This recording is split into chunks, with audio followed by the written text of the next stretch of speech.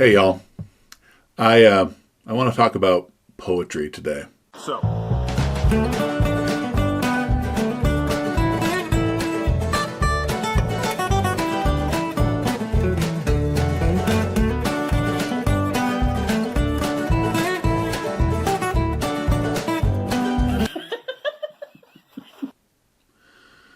So I've posted this image from my friend Sarah's Facebook. I'm using her full name because she is a very active person online, and actually has a great Instagram. So I'll share that with that link below for you guys. But I want to talk about poetry in your life.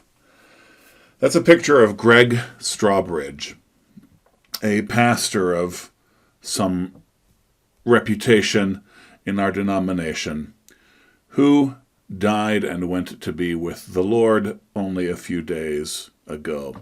So here's what the text says from Sarah. During the beginning of the pandemic, my pastor, Reverend Gregg Strawbridge, preached outside in the graveyard because churches weren't essential, just so that we could still meet, because they are most essential, because he's awesome, because he's a waymaker. He is now resting in this very graveyard. I miss him. Wow. I mean, just the significance of one's life, the significance of one's deeds, and thinking about the poetry and poetic legacy of how you live. We want to live for Jesus. We want to live by the power of the Holy Spirit. We want to live in a way that honors our Father. Yes, but have you thought about the poetry? Have you thought about the beauty? Truth, beauty, and goodness belong together.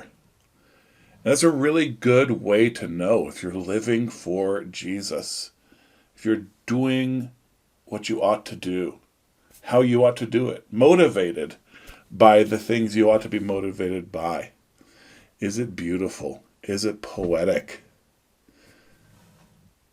He was faithful in so many things, and that's been spoken of a lot by those who knew him and knew him better than I. But he wasn't just faithful. He was poetic.